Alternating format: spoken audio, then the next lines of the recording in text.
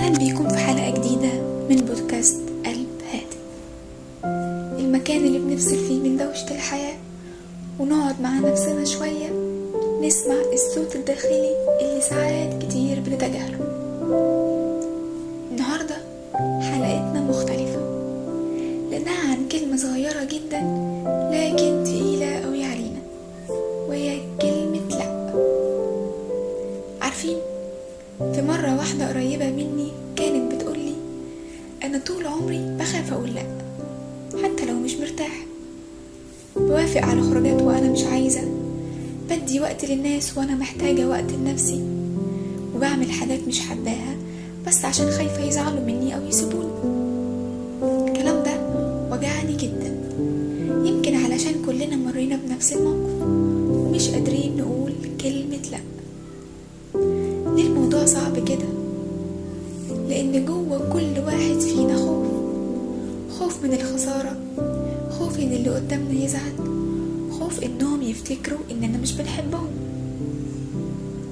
لكن الحقيقة مختلفة. كلمة لأ مش معناها رفض للشخص، أحيانا بتكون حماية للنفس.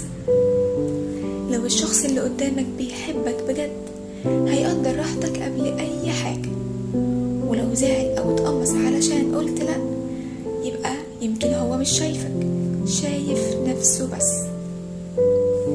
جرب تسأل نفسك، أنا بعمل ده علشان عايزه بجد ولا علشان خايف أخسر اللي قدامي؟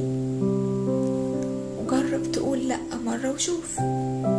لو اللي قدامك حبك فعلا هيبقى واقف جنبك حتى في كلمة لأ، ولو اختفى أو زعل صدقني يمكن يكون أحسن، لأن وجود حد مش مقدرك مش مكسب، وجوده خسارة.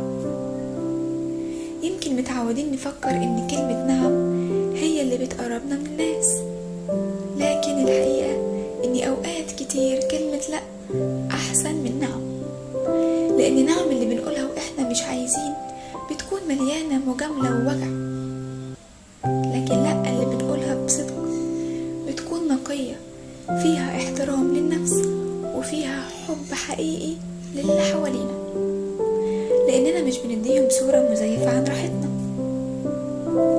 فكر كده، امتى آخر مرة قلت لأ وحسيت براحة بعدها؟ وافتكر دايما ان كلمة لأ ممكن تكون أصعب كلمة تقولها، لكنها في الحقيقة نعم لنفسك، نعم لراحتك، نعم لحقيقتك. خليك دايما الأولوية، وخلي صوتك جواك هو اللي يقودك.